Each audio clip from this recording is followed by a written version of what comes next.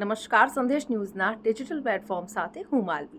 નાસાની અવકાશ યાત્રી સુનિતા વિલિયમ્સ અને બેરી બુચ વિલ્મોર 19 અને 20 માર્ચે પૃથ્વી પર પરત આવી શકે છે. આ બંને આશરે 8 મહિના ISSમાં રહ્યા, કારણ કે ટેકનિકલ પ્રોબ્લેમ્સ અને મિશનના રીશેડ્યુલિંગને કારણે તેમનું પરત આવવામાં લેટ થઈ રહ્યું હતું. હવે આ સમયગાળા દરમિયાન તેમના ઝડપી વજન ઘટાડવાના ચિંતાજનક અહેવાલો પણ સામે આવ્યા.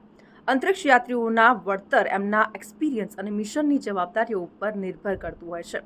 હવે નાસાનું સેલરી પેકેજ કેવી રીતનું હોય છે એ પણ હું આપને જણાવી દઉં.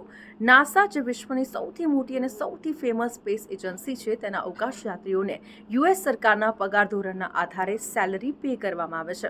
આ પગાર ધોરણ GS13 થી GS15 સુધીની છે. મીડિયા રિપોર્ટ્સ અનુસાર સુનિતા વિલિયમ્સ સામાન્ય રીતે G15 કેટેગરીમાં આવે છે અને નાસાના રેકોર્ડ મુજબ જો વાત કરીએ તો તેનો અંદાજિત વાર્ષિક પગાર $1,52,258 છે, એટલે કે $1.26 કરોડ રૂપિયા.